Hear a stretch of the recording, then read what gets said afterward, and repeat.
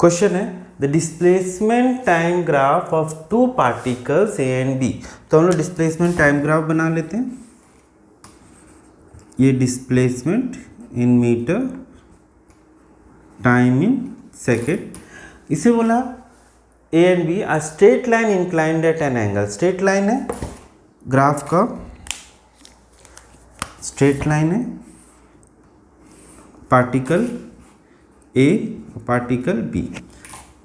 Particle A का angle जो बना है वो 30 डिग्री बना है और पार्टिकल बी का जो एंगल बना है 60 डिग्री बना है ना।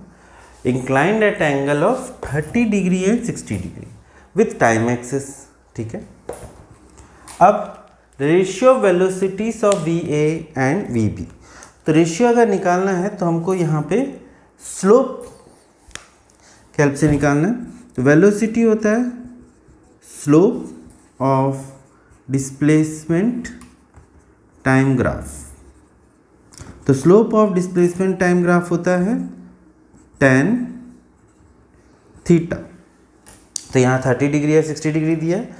इस कंसेप्ट को लेके हम लोग बनाते हैं V A upon V B means tan theta. Theta यहाँ पर क्या है, वी ए के पार्टिकल ए के लिए 30 डिग्री और पार्टिकल बी के लिए ये है 60 डिग्री। और tan 30 होता है 1/√3 और tan 60 होता है √3। इसको सॉल्व करेंगे तो 1/3 आएगा, मीन्स रेशियो क्या है 1:3। सो करेक्ट आंसर है हमारे पास 1:3। क्वेश्चन है the numerical ratio of displacement to the distance covered. तो हमको निकालना है डिस्प्लेसमेंट और डिस्टेंस के बीच का रेशियो। हमको पता है कि डिस्टेंस जो होता है वो ऑलवेज ग्रेटर और इक्वल टू देन डिस्प्लेसमेंट, ये हमको पता है। अब ये डिस्प्लेसमेंट को मैं इधर लेके आ जाता हूँ, या क्योंकि हम बोल रहे हैं डिस्प्लेसमेंट टू डिस्टेंस है ना, तो डिस्प्लेसमेंट न्यूमरेटर और डिस्टेंस जो होना चाहिए डिनोमिनेटर में, तो हमको डिस्टेंस उधर लेके जाए तो आएगा डिस्प्लेसमेंट अपॉन डिस्टेंस। तो जो रेशियो है displacement is upon distance, displacement is to distance जो है रेशियो वो होगा इक्वल टू और लेस देन 1। वैसे ही क्वेश्चन एक और है the ratio of numerical values of average velocity and average speed of a body. तो यहाँ पे average velocity and average speed के बीच का रेशियो मांगा है। तो जैसे distance greater than equal to होता है वैसे ही एवरेज स्पीड भी ग्रेटर देन इक्वल टू होगा एवरेज वेलोसिटी। अब इसमें रेशियो देखते हैं average velocity and average speed, मतलब हम लोग को न्यूमरेटर में रखना है एवरेज वेलोसिटी और स्पीड इधर ट्रांसफर हुआ और यहाँ बचा 1। Then average velocity to average speed का जो रेशियो है यूनिटी और less, option B.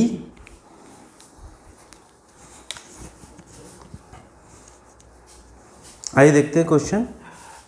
A 150 metre long train is moving with a uniform velocity of 45 kilometre per hour. तो ट्रेन है जिसका लेंथ 150 मीटर दिया हुआ है और ये 45 किलोमीटर पर आवर उसका स्पीड दिया हुआ है। अब आगे बढ़ते हैं the time taken by the train to cross a bridge of length 850 metre. मतलब एक ब्रिज को वो क्रॉस कर रहा है और वो 850 मीटर का लेंथ है। वो चाहे ब्रिज को क्रॉस करे ट्रेन, चाहे प्लेटफॉर्म को क्रॉस करे, दोनों का मेथड एक ही है। दोनों में हम टोटल डिस्टेंस जो है वो निकालेंगे length of train plus length of bridge, ऐसा। और इसमें पूछा है टाइम टेकन, कितना टाइम लिया एक ब्रिज को क्रॉस करने में वो ट्रेन। तो देखते हैं, हम लोग को पता है velocity is equal to distance upon time होता है। तो टाइम इक्वल टू क्या हो जाएगा टाइम इक्वल टू हो जाएगा डिस्टेंस अपॉन वेलोसिटी। डिस्टेंस दिया हुआ है 1000 मीटर, बट वेलोसिटी दिया हुआ 45 किलोमीटर पर आवर, मतलब मीटर पर सेकंड में इसको चेंज करना पड़ेगा हम लोग को। तो 45 5 अपॉन 18, इसको सॉल्व कर लेते हैं। 1000 इंटू 18 45 5, तो आ जाएगा 80 second. So 80 second will be correct answer. Next question है a person travels along a straight road for first half time. अगर टोटल टाइम हम टी ले लेते हैं, टोटल टाइम हम टी ले लेते हैं, तो फर्स्ट हाफ टाइम मतलब इसी का half T upon 2, second half time है ना with velocity of v1 and the next half time. तो इसमें जो वेलोसिटी है वो v1 है, इसमें जो वेलोसिटी है वो है v2। अब हमको क्या निकालना है, द मीन वेलोसिटी। तो मीन वेलोसिटी या एवरेज वेलोसिटी होता है total distance upon total time. तो टोटल डिस्टेंस, जो डिस्टेंस होगा वेलोसिटी इनटू टाइम, तो वेलोसिटी v1 और फर्स्ट हाफ में जो टाइम था वो क्या है t half, plus v2 velocity में जो नेक्स्ट हाफ टाइम था वो भी t/2 है, upon total time. Total time इसमें t है। अब इसके बाद t/2 को हम लोग कॉमन निकाल देते हैं यहाँ से, और यहाँ अंदर बचा v1 v2 अपॉन t। उसके बाद ये 2 नीचे आ जाएगा और ये t और ये t कैंसिल होगा, तो हमारे पास बचेगा v1 v2 और अपॉन 2। तो v1 प्लस v2 अपॉन 2, तो करेक्ट आंसर है B. Stopping distance of a moving vehicle is directly proportional to. सबसे पहले हम लोग स्टॉपिंग डिस्टेंस के बारे में जानते हैं। जैसे हमको गाड़ी रोकना है तो पहले गाड़ी को स्लो करते हैं, स्लो करने के बाद ब्रेक लगाते हैं, ब्रेक लगाने के बाद कुछ दूर बाद वो गाड़ी रुक जाता है। जैसे गाड़ी हम चला रहे हैं कुछ इनिशियल वेलोसिटी u से, बाइक चला रहे हैं हम लोग, अब यहाँ इस पॉइंट में रोकना है, तो हम लोग इस पॉइंट में डिसाइड कर लिए कि गाड़ी को हमको रोकना है, तो यहाँ से हम लोग एक्शन चालू कर देते हैं। अब वो क्या एक्शन है, गाड़ी को स्लो करना चालू कर, फिर थोड़ी देर बाद जाके हम लोग क्या करते हैं, ब्रेक लगाते हैं, एक्सीलेटर को स्लो करना, गियर को कम करना, ये काम हम यहाँ पे करते हैं। उसके बाद हम ब्रेक लगाते हैं। ब्रेक लगाने के बाद ये गाड़ी धीरे धीरे करके रुक जाता है ना, डिसेलरेट होता है। तो इस पॉइंट पे यहाँ से यहाँ तक के पॉइंट में इसको मैं बोलूँगा एक्शन टाइम, जिसमें हम गाड़ी को रोकने की प्रक्रिया को चालू कर देते हैं। उसके बाद ब्रेक लगाए, तो ये जो टाइम है जिसमें हम लोग ब्रेक लगाए तो इसको ब्रेकिंग टाइम लिख देते हैं। और ये जो पूरा डिस्टेंस है जिसमें हम इस पूरे प्रोसेस को किए गाड़ी को रोकने के लिए, ये जो डिस्टेंस होगा इसी को हम लोग स्टॉपिंग डिस्टेंस बोलेंगे। इस पूरे प्रोसेस में जो डिस्टेंस कवर किया बाइक, हम डिसाइड करने से लेके कि हमको गाड़ी रोकना है, वहाँ से लेके गाड़ी जब कम्प्लीटली स्टॉप हो गया, रुक गया, तब तक जो टाइम लिए हम और जो डिस्टेंस कवर किए उसको हम लोग क्या बोलेंगे, स्टॉपिंग डिस्टेंस। और ये जो पार्ट यहाँ जहाँ गाड़ी रुका वहाँ पर वेलोसिटी क्या है, v = 0। तो आइए देखते हैं कि स्टॉपिंग डिस्टेंस किसके directly proportional, e² - u² = 2as। Stopping distance को मैं ds मान लेता हूँ। तो फाइनल वेलोसिटी क्या है, 0। फाइनल वेलोसिटी क्या है, 0।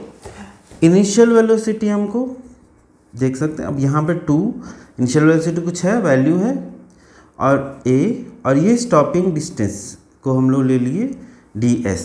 तो यहाँ पर ds = आ जाएगा -u² / 2a। तो यहाँ पर आप देख सकते हैं जो स्टॉपिंग डिस्टेंस डायरेक्टली प्रोपोर्शनल है यू स्क्वायर के। ये स्टॉपिंग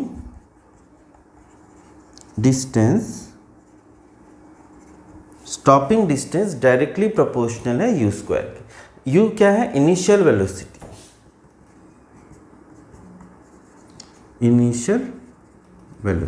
तो यू क्या है? Initial velocity. तो स्टॉपिंग डिस्टेंस किसके डायरेक्टली प्रोपोर्शनल हो गया? Square of initial velocity. तो ये correct answer. Car travelling with a speed of 60 km/h can brake to stop with a distance of 20 meter. Means a car जो है travel कर रहा है कितने वेलोसिटी से? 60 km/h के वेलोसिटी ट्रेवल किया, ब्रेक लगाया और इस पॉइंट पे वो स्टॉप हो गया। मतलब फाइनल वेलोसिटी इसका 0 है, इनिशियल वेलोसिटी इसका u1 है, 60 km/h। उसके बाद if the car is going twice as fast means 120 km/h। अब जो कार, यही कार, अब इसका वेलोसिटी 120 km/h, मतलब ट्वाइस एज फास्ट, मतलब दुगना हो गया इसका जो स्पीड। अब गाड़ी रुका, जब वेलोसिटी उसका इंक्रीज हो गया, ट्वाइस हो गया, तो स्टॉप होने का जो डिस्टेंस है, स्टॉपिंग डिस्टेंस भी ज़्यादा होगा। तो हमको पता करना है कि what will be stopping distance. मतलब S1 हो गया स्टॉपिंग डिस्टेंस 20 मीटर, जब वेलोसिटी 60 किलोमीटर पर था। S2 हमको पता करना है जब U2 120 km/h, मतलब वेलोसिटी उसका बढ़ गया। तो सिंपल सा एक फॉर्मूला हमने पढ़ा था कि S is directly proportional to u square. Stopping distance is directly proportional to initial velocity. तो इनिशियल वेलोसिटी दिया हुआ है ना। तो स्टॉपिंग डिस्टेंस के लिए इन दोनों के लिए रेशियो ले लेते हैं, S1/S2 U1/U2। ये स्क्वायर है, इसको होल स्क्वायर ले लेते हैं, U1 U2 स्क्वायर। अब U1 का वैल्यू क्या है हमारे पास? 60। U2 का वैल्यू क्या है? 120 स्क्वायर। ये 0 कैंसिल, 6 1 जा 6 2 जा मीन्स 1/2 स्क्वायर। यहाँ पर S1/S2, S1 का वैल्यू कितना था हमारे पास? S1/S2 और ये 1/4। S1 का वैल्यू हमारे पास 20 गिवन था, तो वैल्यू रख देते हैं यहाँ पर। अब क्रॉस मल्टीप्लाई करें तो S2 is equal to 4 × 20 means 80 metre. तो 80 metre is the correct answer. Question है, a particle covers half of its total distance with speed v1 and the rest half distance with speed v2, है ना। एक particle for convenience मैं जो distance travel कर रहा है वो 2s ले लेता हूँ और हाफ इसका s और ये s। जो हाफ डिस्टेंस है वो v1 वेलोसिटी से ट्रेवल कर रहा है और नेक्स्ट हाफ वो v2 वेलोसिटी से ट्रेवल कर रहा है, और जो टोटल डिस्टेंस है उसको मैंने ले लिया 2s। पूछता है एवरेज स्पीड। तो एवरेज स्पीड क्या होगा? Total distance upon total time. Total distance क्या होगा? s plus s, half s plus s upon time. Total time क्या होगा? t इक्वल टू होता है डिस्प्लेसमेंट अपॉन वेलोसिटी।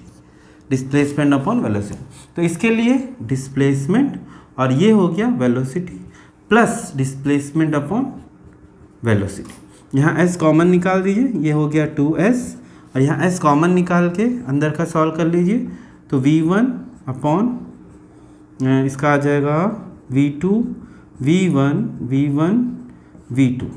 यहाँ पे s और s कट जाएगा, 2v1 v2 upon v1 plus v2। ये आंसर है। तो इसका करेक्ट ऑप्शन है हमारे पास option D. Next question, a body standing at top of tower of 20 metre height. एक बॉडी है जो टावर 20 मीटर हाइट से एक स्टोन को ड्रॉप करता है। एज्यूमिंग जी 10 मीटर पर सेकेंड स्क्वायर, जी का वैल्यू है 10 मीटर पर second square. Acceleration due to gravity का value, the velocity which it hits the ground. Initial velocity, जैसे किसी स्टोन को ड्रॉप किए तो इनिशियल वेलोसिटी जो होगा वो होगा 0, बट जैसे ही वो स्ट्राइक करेगा ग्राउंड को तो वो किसी ना किसी वेलोसिटी से स्ट्राइक करेगा, जो कि हमारा फाइनल वेलोसिटी होगा। तो इनिशियल वेलोसिटी यहाँ पे क्या है 0, फाइनल वेलोसिटी हम लोग को फाइंड करना है। थर्ड इक्वेशन ऑफ मोशन हमको बताता है v square equal to u square plus 2as। तो यहाँ पे a के जगह, क्योंकि बॉडी नीचे गिर रहा है तो एक्सेलरेशन ड्यू टू ग्रेविटी है, तो यहाँ पे एक्सेलरेशन ड्यू टू ग्रेविटी लेंगे। सॉल्व किए तो v स्क्वायर, u का value initial velocity 0 plus 2, g का वैल्यू है 10 जो क्वेश्चन में ऑलरेडी एज्यूम करने बोला है, फिर इंटू s हाइट। अब इसको सॉल्व करें तो ये आ जाएगा 400 और वेलोसिटी आ जाएगा 20 मीटर पर सेकेंड। तो आंसर है 20 मीटर पर सेकेंड। देखिए velocity of a body on reaching the point, ध्यान से देखिएगा, velocity of a body on reaching the point from which it was projected upward.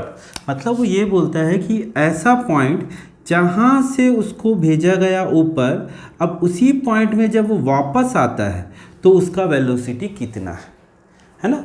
Velocity of a body reaching the point from which it was projected upward, मतलब ये ऐसा point है जहाँ से उसको ऊपर भेजा गया था, वापस वो इसी पॉइंट में अगर आता है, वापस उसी पॉइंट में आता है। दूसरे डायग्राम से अगर मैं ऐसे समझूं, उसको ऐसे ऊपर भेजे, फिर वापस वो उसी पॉइंट में उसी डायरेक्शन पे वापस आया, तो उसका वेलोसिटी कितना होगा।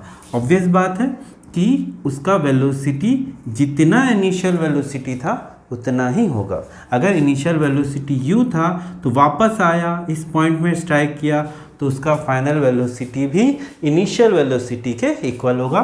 तो correct answer v is equal to u। Next question, a particle moves along a straight line such that its displacement at any time t is given by this equation। Displacement दिया हुआ है, the velocity when acceleration is 0। तो दो part है, velocity and acceleration is 0, है ना। तो पहले हम लोग को वेलोसिटी निकालना पड़ेगा। x दिया हुआ है हमारे पास T cube minus 6t square plus 3t plus 4। अब इसमें वेलोसिटी होगा dx अपॉन dt। तो अगर वेलोसिटी निकाले तो यहाँ आएगा 3t square minus 12t plus 3। अब एक्सेलरेशन भी निकाल देते हैं। एक्सेलरेशन होगा dv अपॉन dt, इसके हिसाब से 6t माइनस 12।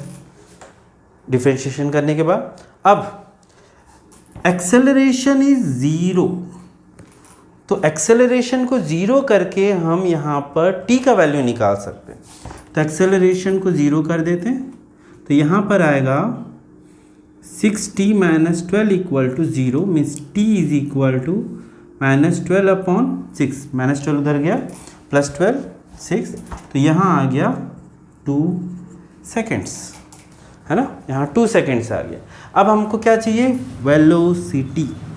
वेलोसिटी चाहिए तो t का वैल्यू यहाँ से निकाल के हम लोग यहाँ पे रख देते हैं।